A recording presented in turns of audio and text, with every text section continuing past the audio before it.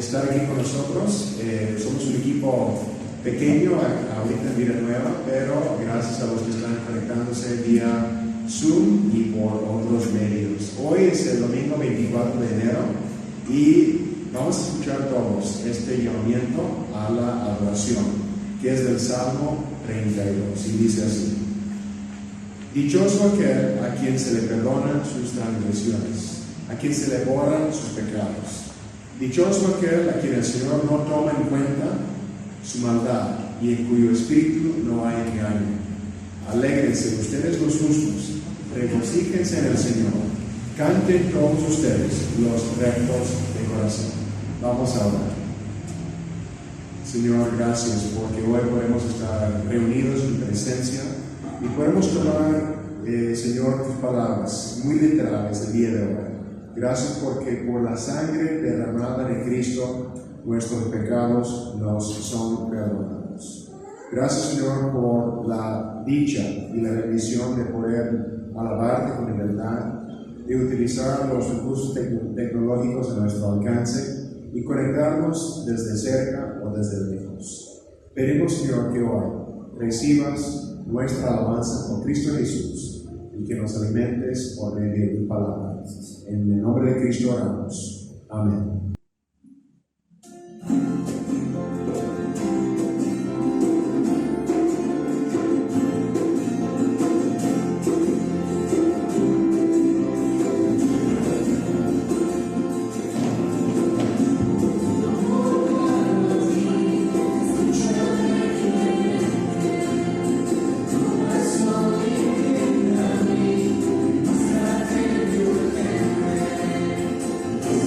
Yes,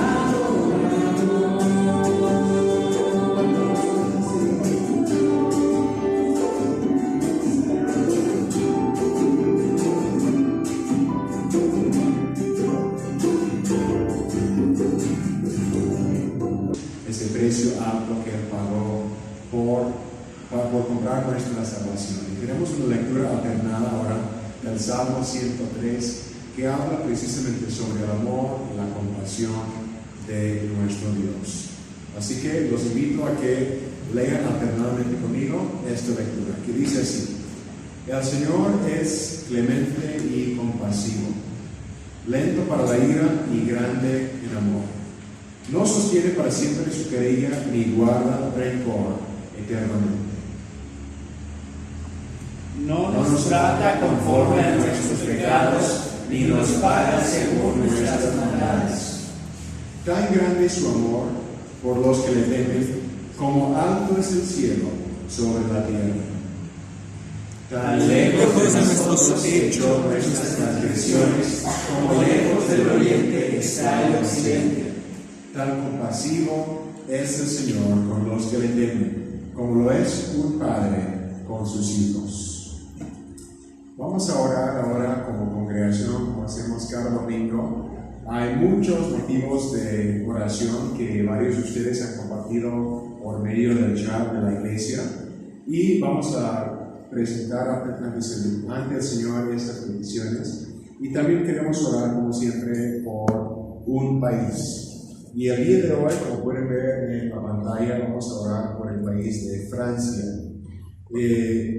Francia, pues en algún momento fue de alguna forma la cuna de la reforma hace muchos siglos.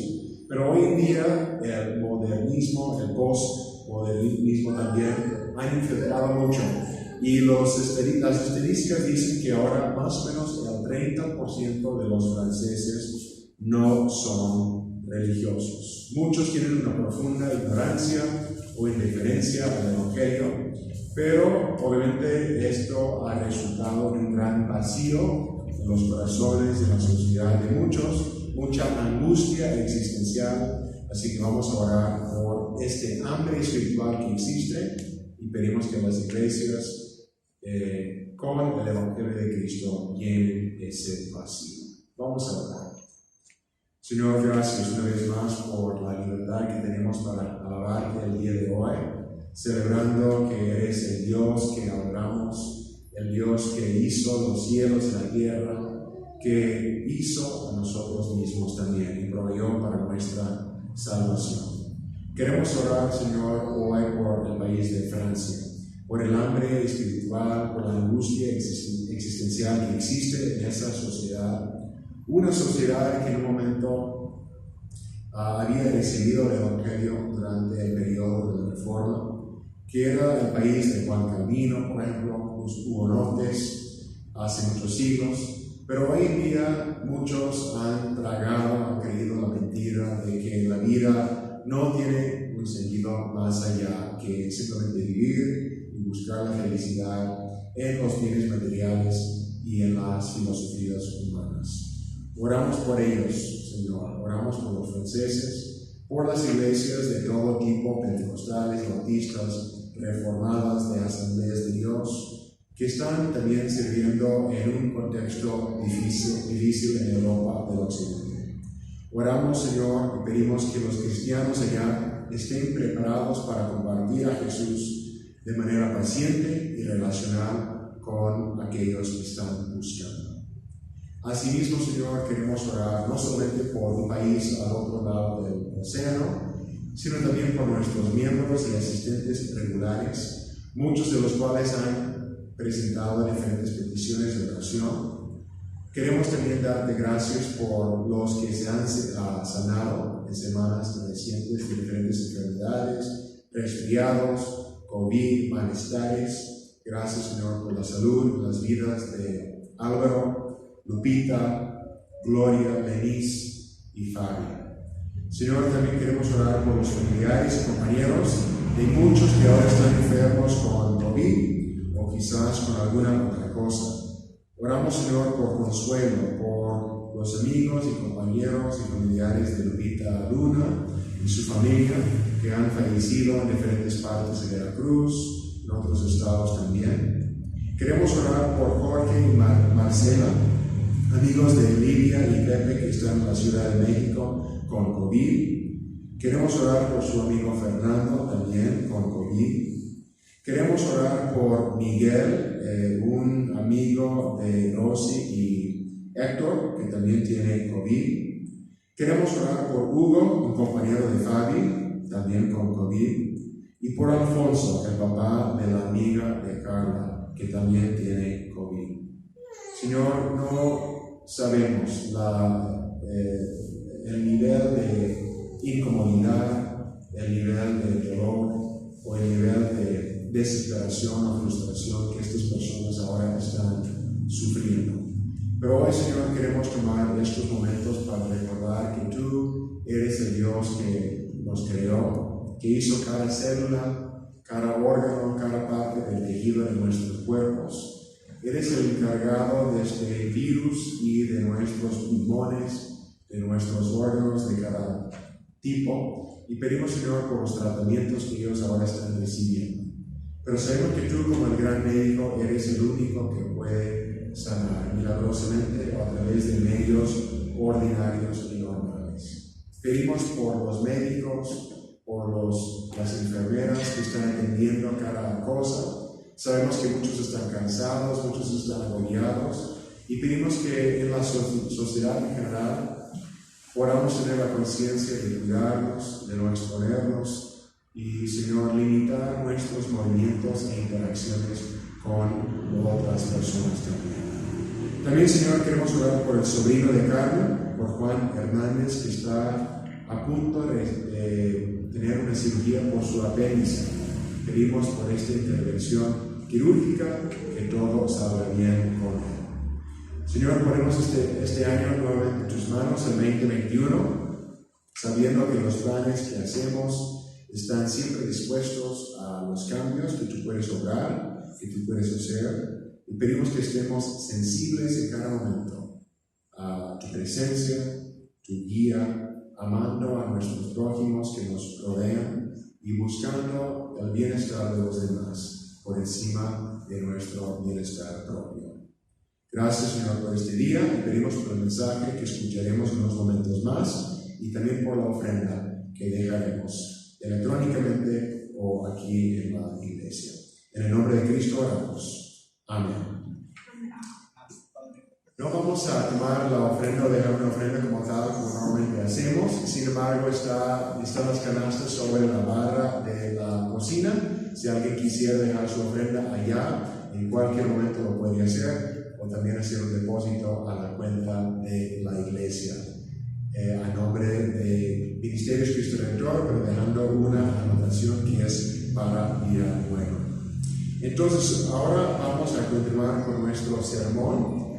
Entonces, vamos a proyectar en la pantalla y por medio del video un sermón pregrabado por nuestro amigo y hermano Lalo Gallareta, que se llama Confrontados con nuestro pecado, tomado de 2 de Samuel, capítulos 11, 12 y 13. Escuchemos todos con atención la palabra de Dios.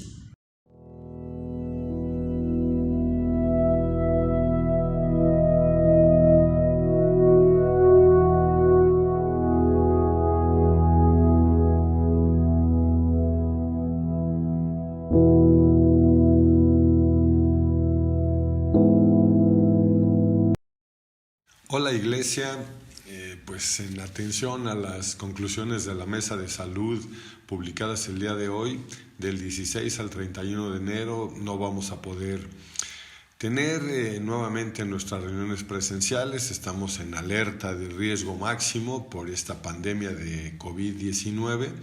Entonces estamos grabando los servicios, pues siendo prudentes, siendo responsables y pues cuidándonos los unos a los otros. Es una forma de mostrarnos amor, y les pido por favor que oren por nuestra iglesia, oren por las personas en necesidad, que han perdido su salud o han perdido su empleo o están luchando en medio de esta pandemia.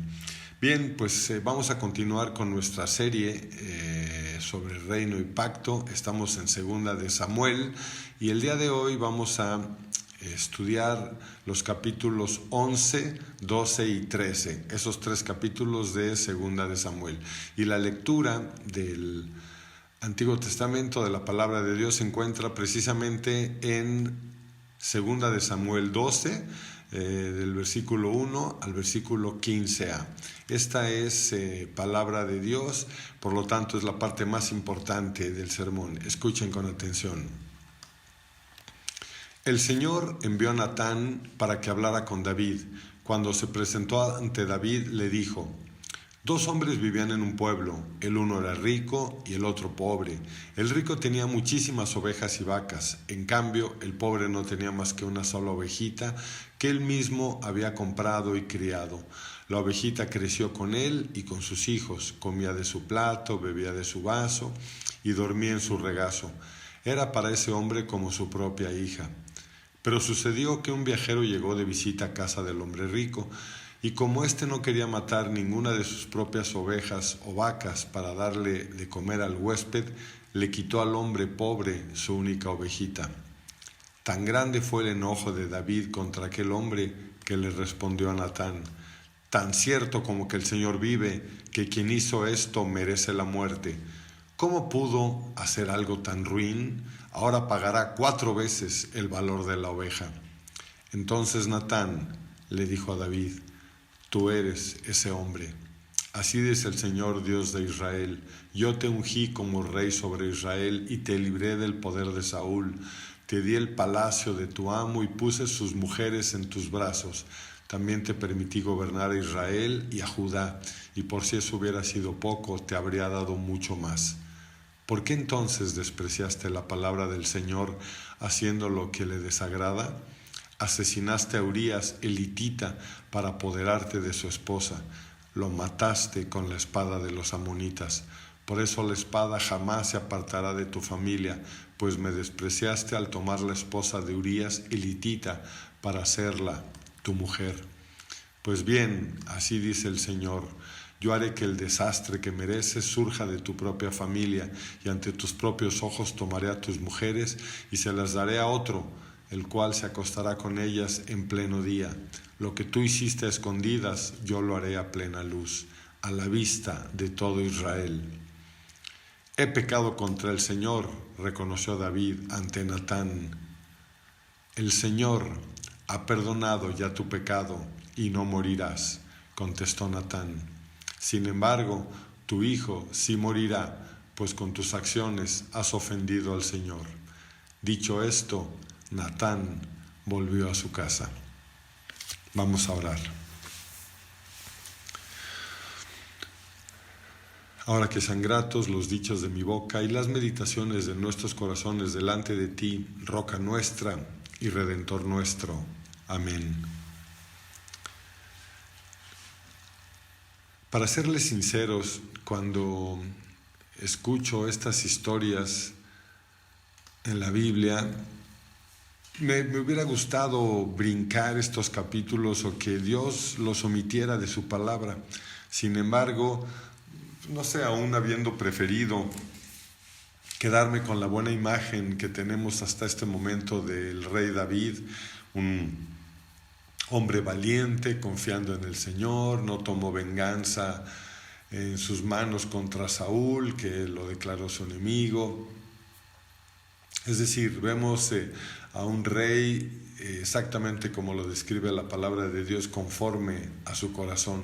Y de repente vienen estos capítulos que para mí son trágicos. Yo creo que en todo el Antiguo Testamento no solo están llenos de tristeza por la situación, sino también de una clarísima advertencia para todos nosotros. Y bueno, inicia el capítulo 11 indicando que en la primavera, que era en la época en la que los reyes salían de campaña, el rey David mandó a Joab, su general de su ejército, con la guardia real, y a todo su ejército para que aniquilara a los amonitas y sitiara a la ciudad de Rabá. Pero David se quedó en Jerusalén. Aquí tenemos un primer problema, es decir, el principio de estar haciendo lo que Dios quiere que hagamos. Porque cuando no hacemos lo que Dios quiere que hagamos, entonces nos encontramos haciendo lo que Dios no quiere que hagamos. Muy claramente dice aquí, en la primavera. en la época en que los reyes salían de campaña, es decir, el rey David tenía que haber salido con su ejército para combatir a los amonitas, y no hizo eso. Él se quedó en Jerusalén. Y pues al quedarse, dice la palabra de Dios que una tarde se levantó de la cama, se comenzó a pasear por la azotea del palacio y desde ahí vio a una mujer que se estaba bañando. Y luego dice, la mujer era sumamente hermosa. Y David pues inmediatamente mandó a averiguar quién era y le informaron. Se trata de Betsabé, que es hija de Elián y esposa de Urías el hitita. Entonces David ordenó que la llevaran a su presencia y cuando Betsabé llegó, se acostó con ella. Después de eso volvió a su casa. Dice la palabra de Dios que hacía poco que Betsabé se había purificado de su menstruación, así que quedó embarazada y se lo hizo saber a David. Y aquí, bueno, yo he escuchado a algunos predicadores sobre este mensaje diciendo que, pues hablando también de inmodestia de parte de Betsabé, porque bueno, ella estaba expuesta, bañándose en un lugar que pues aparentemente era visible a otras azoteas. Sin embargo, el argumento es que esta inmodestia provocó el pecado de David. Y por supuesto no queremos de ninguna manera minimizar la responsabilidad de David. Él es absolutamente responsable de este pecado y en general nosotros los hombres somos responsables de nuestro trato, de la forma en la que nos dirigimos, nos comunicamos y tratamos a las mujeres. Pero yo creo que este tema de que su inmodestia provocó la ocasión del pecado, yo creo que más bien en el corazón de David esto traía muchísimos años atrás. O sea, esto no fue una situación de circunstancia, así se me presentó. O sea, son cosas que vas acumulando. Ya el mismo David había despreciado un poco la palabra de Dios, habiendo tenido varias esposas. Pero no solo eso, él fue advertido. Porque dice aquí, era una mujer sumamente hermosa. Tampoco yo pensaría en una situación de tentación y de lujuria, pensando en la hermosura de la mujer que estaba expuesta bañándose, sino más bien yo me orientaría al corazón de David. Y ojalá entendamos esto no como algo para juzgar a David, es algo para mirar a nosotros, a nuestro propio corazón y confrontarnos, porque aparentemente David quiso tapar, quiso encubrir su pecado y no funcionó. Y así somos nosotros, o sea, tratamos de encubrirlo, pero nunca vamos a poder ocultarlo de Dios. Entonces, como digo, para mí este tema no es un tema nuevo, sorpresivo. David, cuando toma a Betsabé, era su octava esposa. Entonces, yo veo más bien un tema de lujuria, o sea, y digo, lo vemos muchísimo peor en el hijo de David, en Salomón, que precisamente fue también con Betsabé, tuvo 700 esposas y 300 concubinas. Entonces podemos pensar que si una mujer no es suficiente, si no tenemos contentamiento con respecto a lo que Dios pone en nuestras manos, 8,000 tampoco van a ser suficientes. Entonces aquí podemos ver el corazón de David, donde y es como el pecado, de poco a poco no se nota, pero llega un momento en el que no te puedes detener, es una bola de nieve y ya no puedes dar marcha atrás. Entonces David fue advertido. No solo le dijeron, es una mujer casada, es la esposa de uno de tus oficiales. Y si vemos más adelante en 2 Samuel 23, la lista de los guardias reales más valientes, ahí está precisamente Urías. Y también dices, hija de Elián. Elián era también uno de sus más valientes. Entonces, no solo tenía relación David con el esposo, con Urías el hitita, sino con el papá, con el abuelo, era uno de sus consejeros, y era casada. Pues con todo y eso, David tuvo relaciones con ella. Y entonces, bueno, pues viene la noticia, unos días después, Betsabé le informa que ha quedado embarazada. Entonces, imagínense, tenemos un problema y tenemos que resolverlo. Entonces, David se le ocurre algo muy astuto, muy inteligente, la primera forma de cubrir su pecado. Entonces manda un mensaje a Joab, el general de su ejército, y le dice: mándame aquí a Urías elitita. Y Joab así lo hizo, llegó Urías. David le preguntó, pues así como si nada pasara, cómo está Joab, cómo están los soldados, cómo ha ido la campaña. Y bueno, después de medio tapar un poco, aparentemente todo bien, le dijo: ve a tu casa y acuéstate con tu mujer. Pero Urías, que era un soldado muy fiel y de absoluta integridad, David le da un regalo, recibe un regalo, pero en vez de irse a su casa, se acuesta en la entrada del palacio donde dormía la guardia real. David se entera de eso y le pregunta: hiciste un largo viaje, ¿por qué no fuiste a tu casa?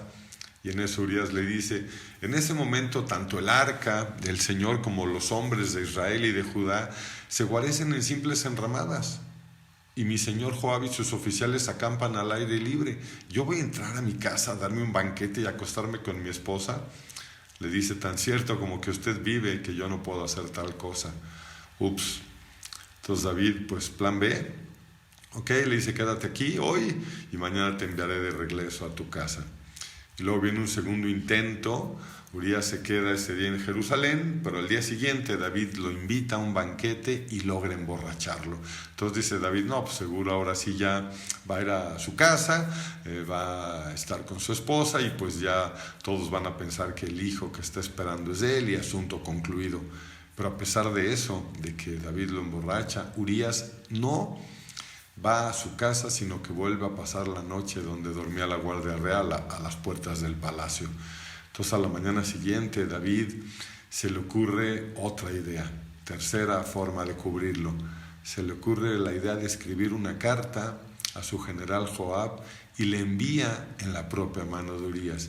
Y la carta dice: pon a Urías al frente de la batalla, donde la lucha sea más cruenta, más dura, más peligrosa, y luego déjenlo solo para que lo hieran y lo maten.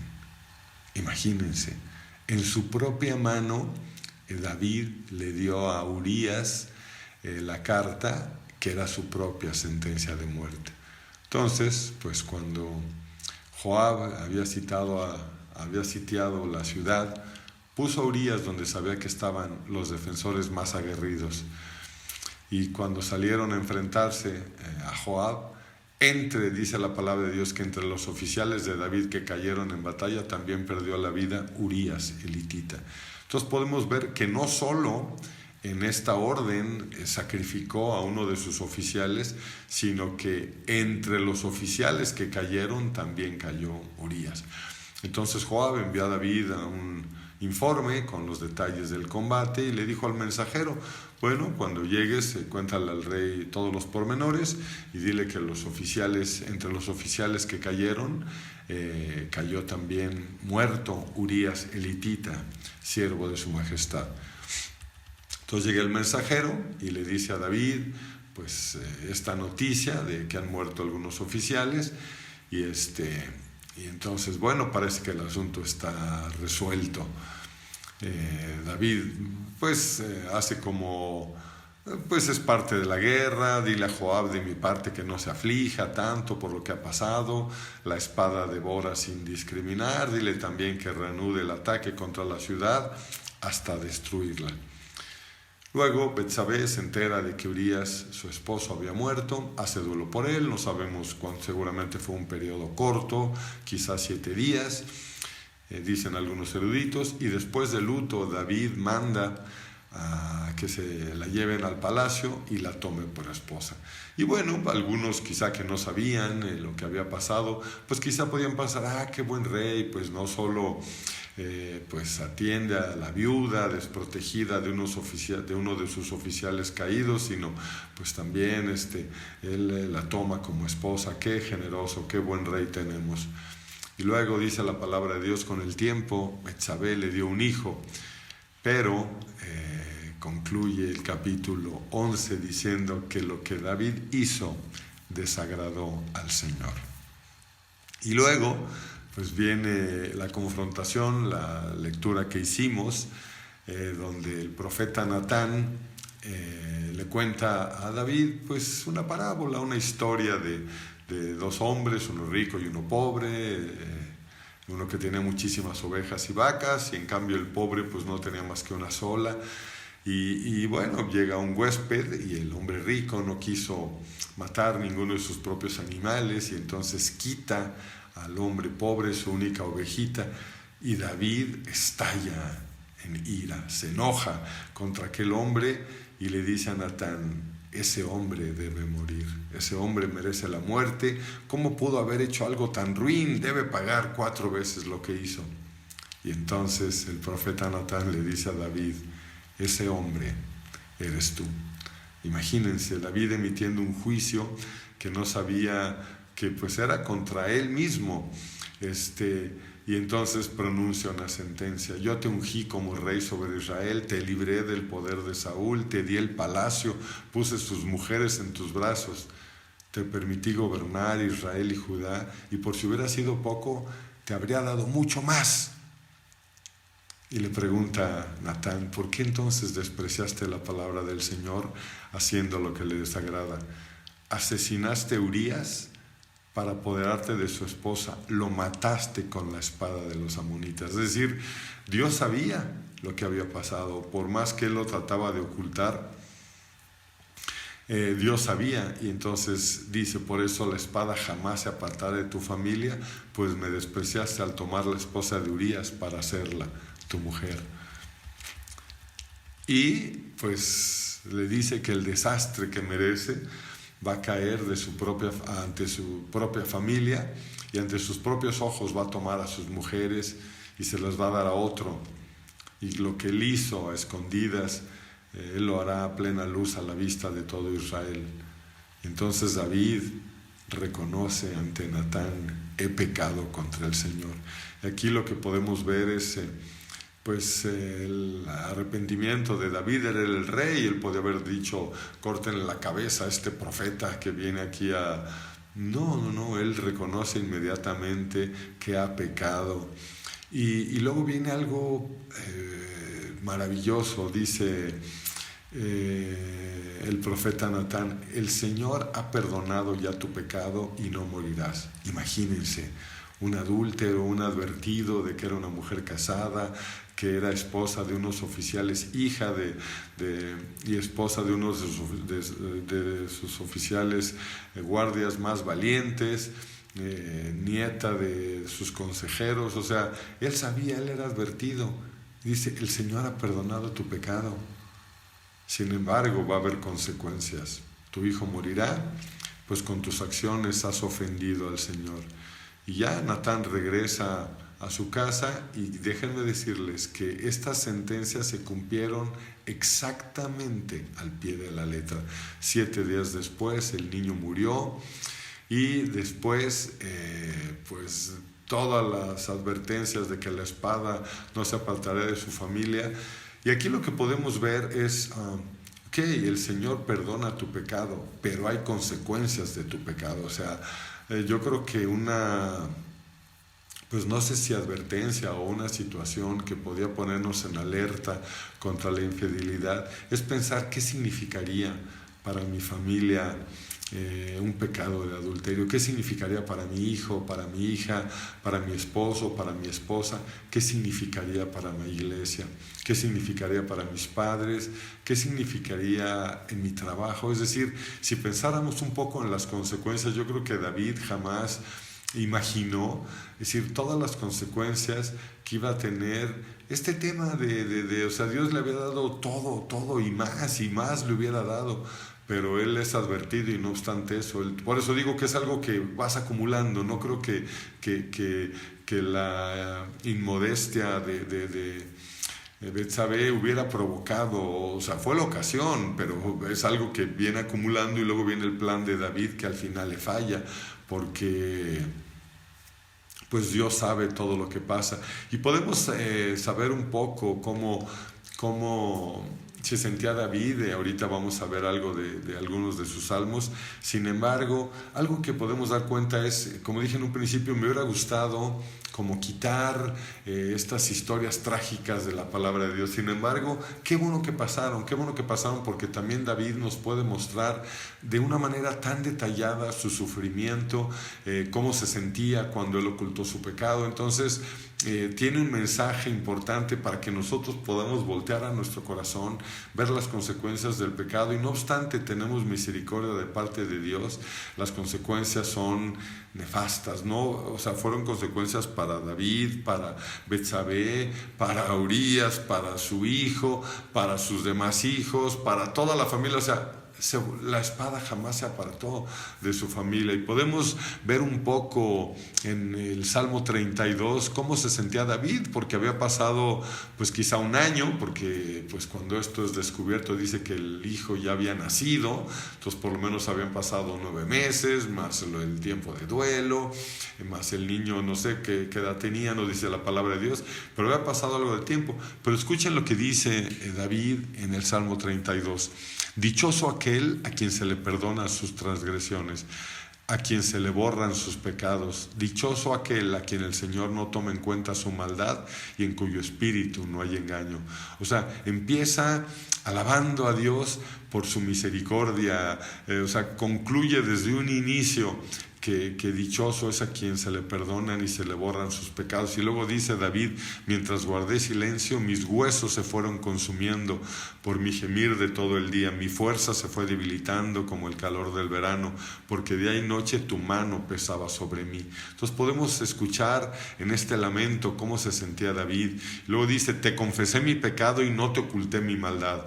Me dije: voy a confesar mis transgresiones al Señor, y tú perdonaste mi maldad y mi pecado. Entonces podemos ver ahí muy claramente cómo se sentía. Quizá tuvo un año tristísimo, miserable, que afectaba su conciencia, porque David sabía, como dije, pudo haberlo ocultado de muchas personas, pero no de él mismo y sobre todo de Dios. Él sabía que había fallado, Dios le había puesto todo a él, lo sacó de ser un pastor de ovejas a darle todo, y él lo despreció haciendo lo que desagrada al Señor.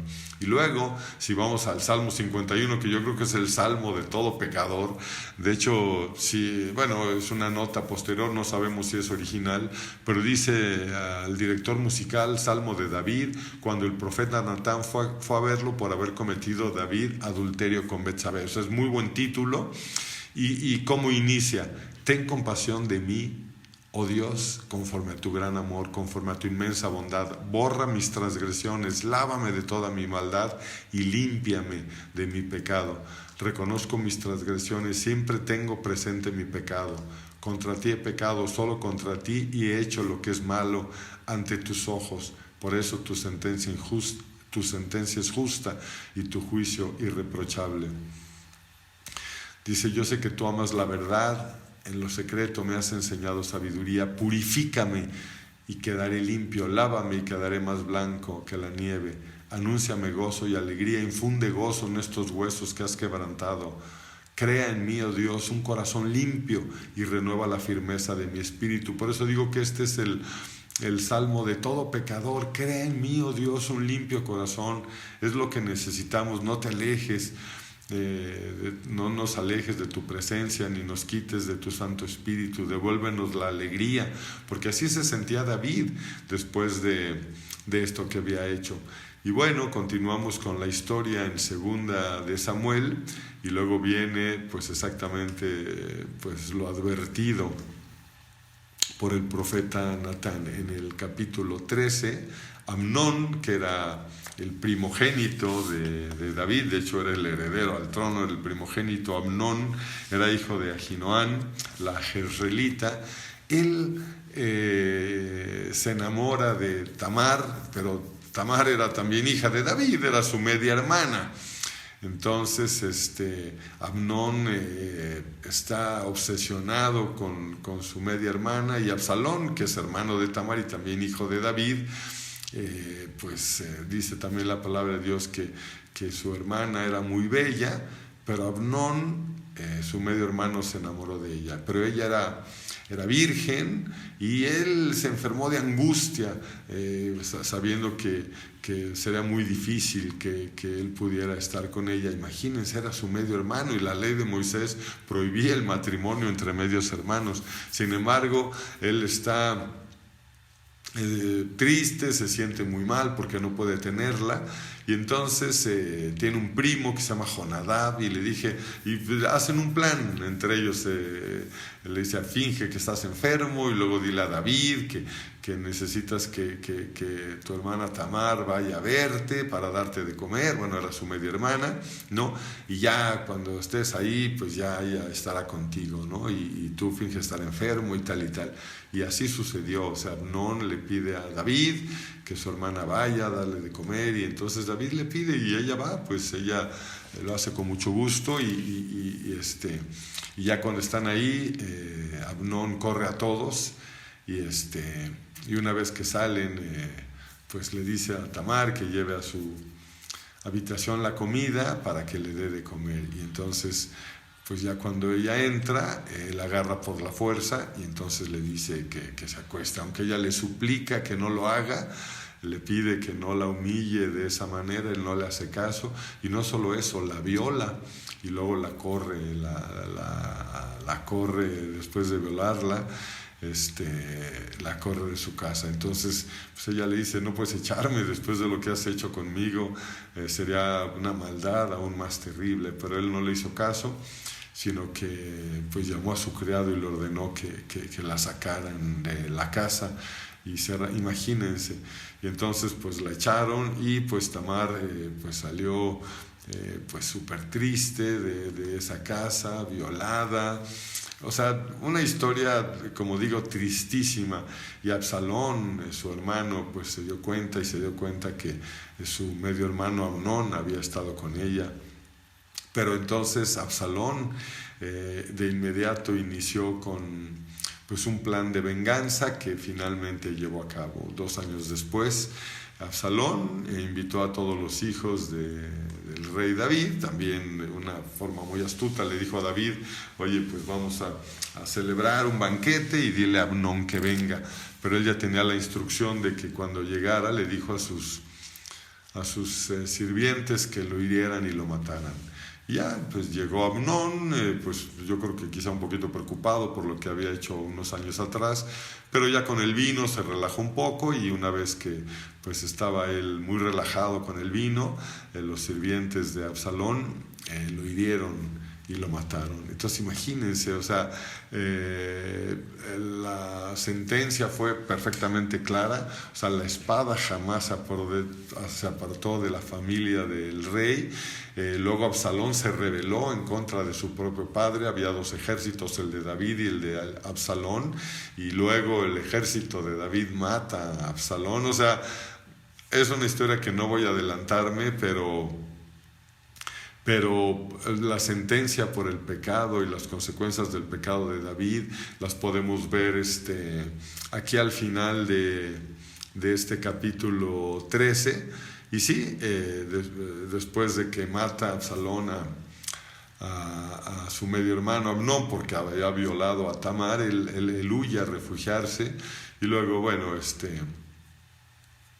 David, después de unos años, cuando ya se consoló un poco por el tema de la muerte de su hijo Amnón, pues sintió grandes deseos de ver nuevamente a su hijo Absalón, pero pues ya adelantó un poco pues la rebelión también de su propio hijo contra él.